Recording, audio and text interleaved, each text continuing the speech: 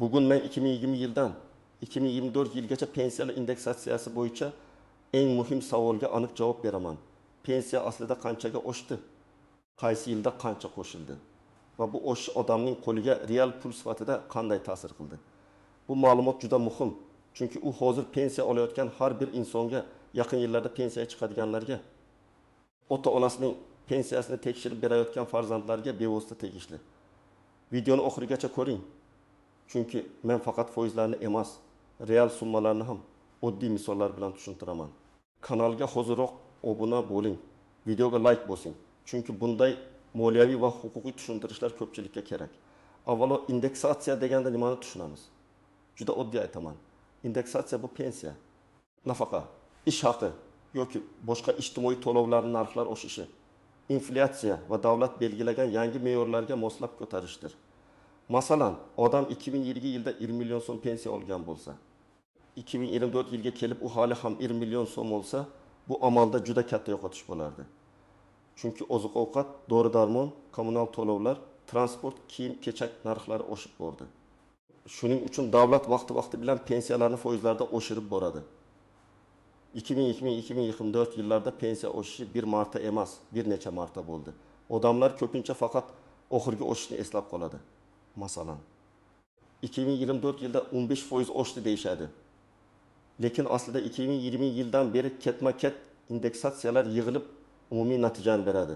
Muhim jihat shuki, har bir keyingi o'sh avvalgi o'shirilgan summaning ustiga qo'shiladi. Ya'ni 1 million so'm avval 10% ga oshsa, 1 million 2 ming bo'ladi.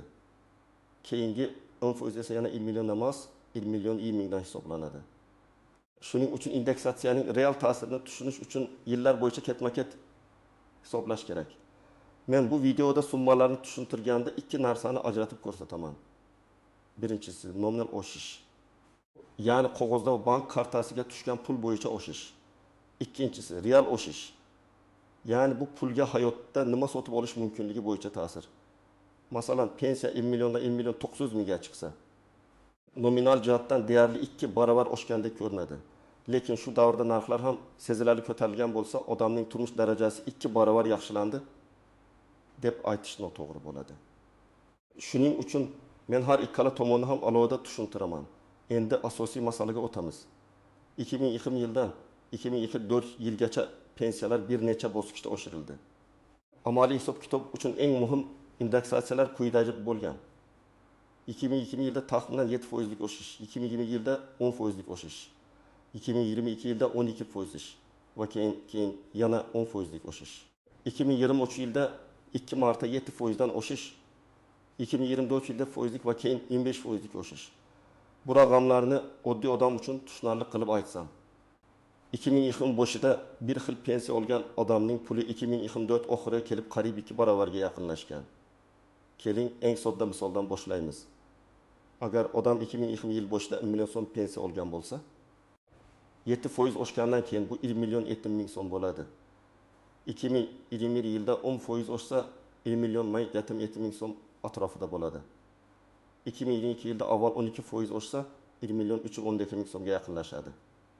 Keyin yana yarım foiz oshsa, 1 million 70 ming so'm atrofida bo'ladi. 2023 yilda 7% oshsa 1 million 22 ming so'm bo'ladi. Yani 7% oshsa 1 million 6 ming so'm atrofida bo'ladi. 2024 yilda 7% oshsa 1 million 776 ming so'mga chiqadi. Keyin 25% oshirilsa 2 million 2 ming so'm atrofida bo'ladi.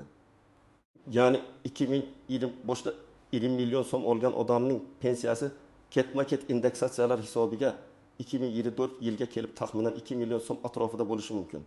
Bu yerda men taxminan deb aytyapman. Chunki har bir odamning pensiyasi tarkibi bir xil emas.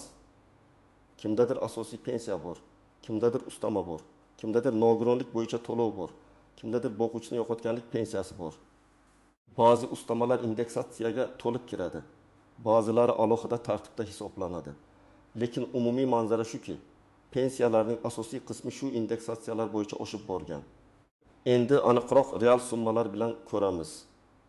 Agar 2020 yilda odam 200 ming so'm pensiya olgan bo'lsa, 2024 yilga kelib ketma-ket oshishlar natijasida bu summa taxminan 1 million 470 ming so'mga yaqinlashadi. Agar odam 1.200.000 so'm olgan bo'lsa, 2024 yilga kelib taxminan 2.420.000 so'm atrofida bo'lishi mumkin.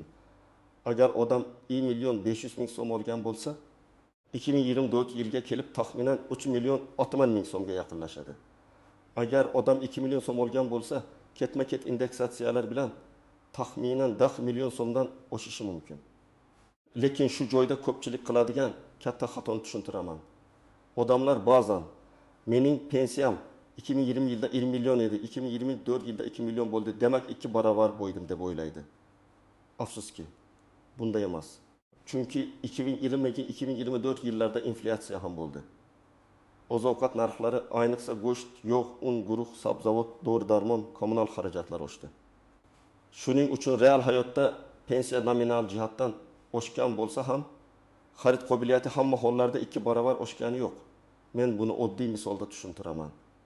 2020 yilda pensioner 1 million so'm pensiya olib, uning 400.000 so'mini oziq-ovqatga, 1.5 so'mini dori-darmonga, 1.000 so'mini kommunal to'lovlarga, qolganini boshqa xarajatlarga ishlatgan bo'lishi mumkin. 2024 yilga kelib pensiya 2 million so'm bo'ldi. Lekin oziq-ovqat xarajati 900 mingga, dori-darmon 3.5 mingga, kommunal to'lovlar 2.5 mingga chiqdi. Qog'ozda pensiya 1 millionga oshdi, lekin xarajatlar ham taxminan shuncha ko'paydi. Demak, indeksatsiya odamni boyitishdan ko'ra, avvalo narxlar oshishining zarbasini yumshatish uchun xizmat qiladi. Minimal pensiya masalasiga ham alohida to'xtalish kerak. 2020 yillar atrofida eng kam yoshga doir pensiya bir necha 100 ming so'm darajasida bo'lgan bo'lsa, 2024 yilga kelib u 900 ming so'mdan yuqori darajaga chiqdi. 2024 yil sentabr oyidan keyin eng kam yoshga doir pensiya 999 ming so'm atrofida belgilandi. Bu juda muhim raqam, chunki ko'plab odamlar aynan eng kam pensiya yoki unga yaqin summa oladi. Agar odamning hisoblangan pensiyasi eng kam miqdordan past chiqsa, qonunchilikdagi tartiblar bo'yicha u eng kam darajaga yetkazilishi mumkin. Shuning uchun minimal pensiya oshishi eng kam daromadli pensionerlar uchun eng sezilarli yordam bo'ladi. Masalan, bir ayol 2020 yilda kam ish staji va past ish haqi sababli minimal pensiya olgan.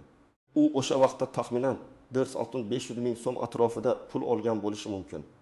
2024 yilga kelib eng kam pensiya 909 ming so'm atrofida bo'lsa, uning qo'liga tushadigan summa deyarli 2 barobarga yaqinlashadi. Lekin yana qaytaraman, bu 2 barobar pul degani 2 barobar yaxshi yashash degani emas. Chunki kundalik xarajatlar ham oshib bordi. Yana bir misol. 2020 yilda erkak kishi 35 yil ish stajiga ega bo'lib, 1 million 600 ming so'm pensiya olayotgan edi. U minimal pensiya oluvchilardan emas. Ya'ni uning pensiyasi ish haqi va stajiga qarab yuqoriroq hisoblangan. Ketma-ket indeksatsiyalar natijasida 2024 yilga kelib uning pensiyasi taxminan 3 million 200 ming so'm atrofida bo'lishi mumkin. Lekin agar u ishlashda davom etgan, qo'shimcha staj, qayta hisoblash yoki hujjatlarda o'zgarish bo'lgan bo'lsa, summa bundan farq qilishi mumkin. Shuning uchun har bir pensioner o'z pensiya ishini alohida tekshirtirish kerak. Kimlar ko'proq e'tibor berish kerak? Birinchi navbatda minimal pensiya oluvchilar. Chunki ularning puli eng kam chegaraga bog'liq bo'ladi. Ikkinchi navbatda 2020-2024 yillarda pensiyaga chiqqanlar. Chunki ular indeksatsiyalarning hammasini bir xil tartibda olmagan bo'lishi mumkin. Masalan, odam 2022 yilda pensiyaga chiqqan bo'lsa, u 2020 va 2020 yillardagi oshishlarni oddiy pensioner sifatida olmagan. Lekin uning pensiyasi hisoblash vaqtida amaldagi bazaviy miqdorlar va ish haqi ko'rsatkichlari bo'yicha hisoblangan bo'ladi. Uchinchidan, nogironlik pensiyasi, boquvchisini yo'qotganlik pensiyasi. Ijtimoiy nafaqa oluvchilar ham ehtiyot bo'lishi kerak. Chunki ularda tartiblar ayrim hollarda yoshga doir pensiyadan farq qiladi. Kimlar xavotir qilmasligi mumkin?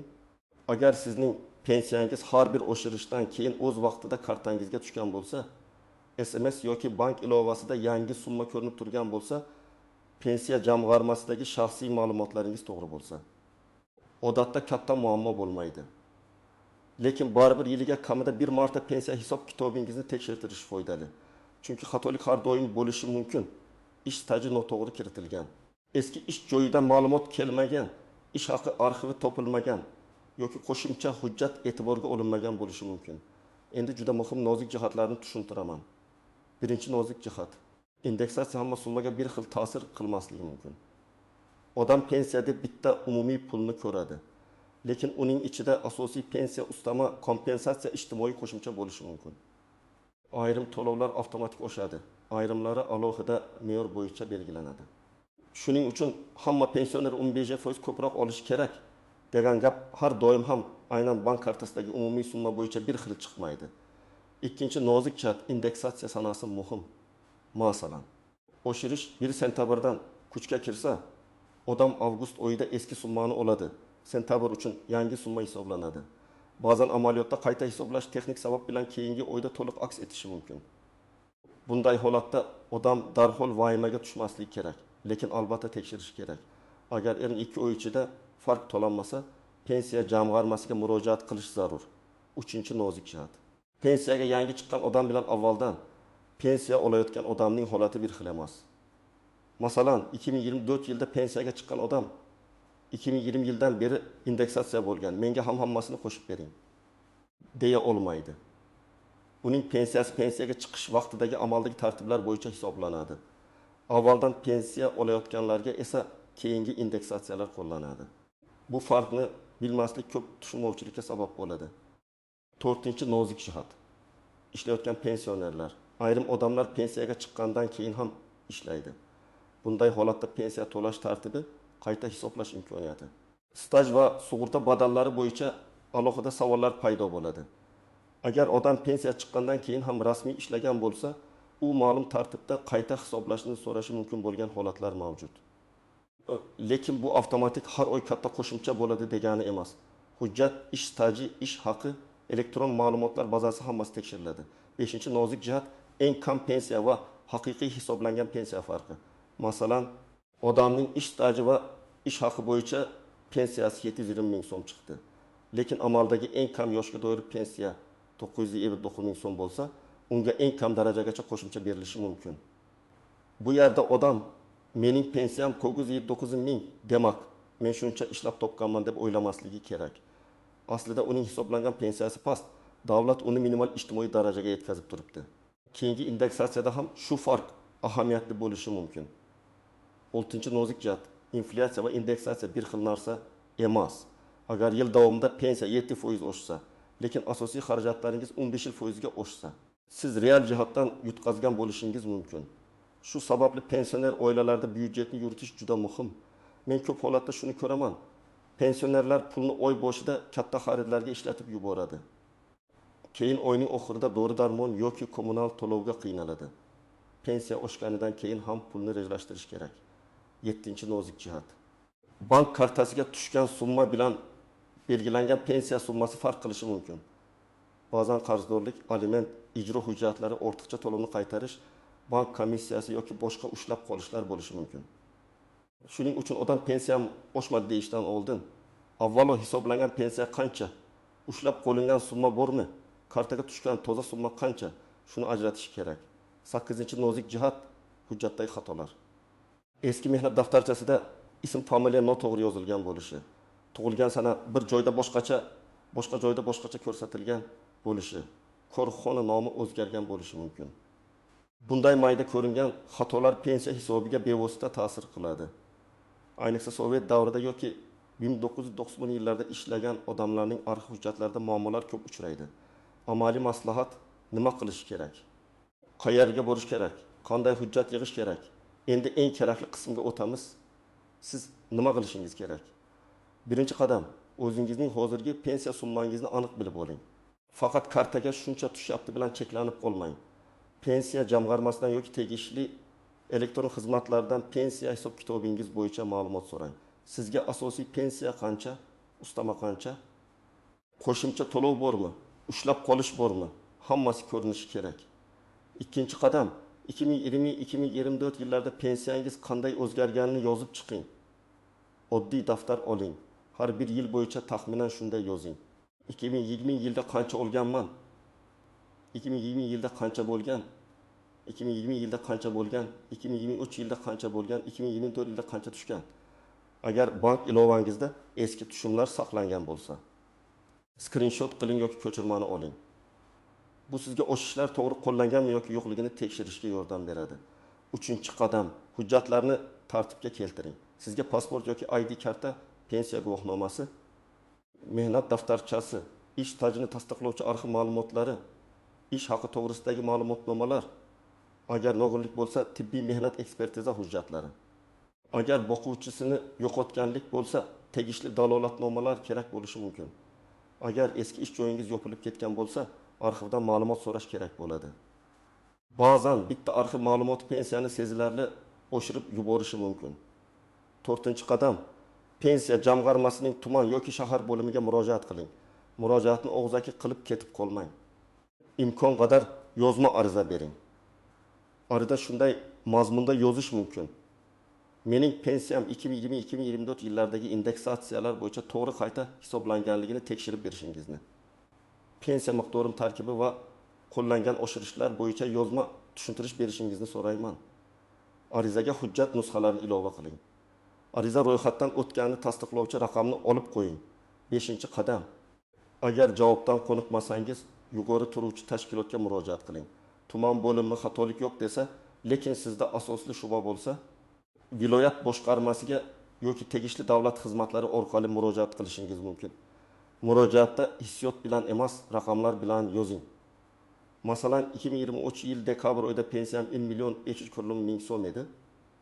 2024 yil may oyidagi 7% o'shdan keyin kamida 1.647.000 so'm bo'lishi kerak deb hisoblayman. Lekin kartaga 1.600.000 tushgan. Farq sababini tushuntirib berishingizni so'rayman. Ana shunda murojaat aniq bo'ladi. 6-qadam, agar ishlagan yillaringiz to'liq kiritilmagan bo'lsa, arxivga boring. Juda ko'p pensionerlar men 30 yil ishlaganman, lekin pensiyada 24 yil hisoblangan deb shikoyat qiladi. Sababi ko'pincha hujjat yetishmaydi. Ish staji faqat odamning gapiga qarab qo'shilmaydi, uni hujjat tasdiqlashi kerak. Shuning uchun eski korxona, tashkilot, kolxoz, zavod, maktab, shifoxona yoki boshqa ish joylari bo'yicha arxiv ma'lumotlarini yig'ing. Agar familiya o'zgargan bo'lsa, nikoh guvohnomasi yoki familiya o'zgarishini tasdiqlovchi hujjat ham kerak bo'ladi. 7-qadam. Oila a'zolaringizning pensiyasini ham tekshiring. Ayniqsa keksa ota-onalar ko'pincha o'z huquqlarini bilmaydi. Ular davlat qancha bersa, shu deb yuraveradi.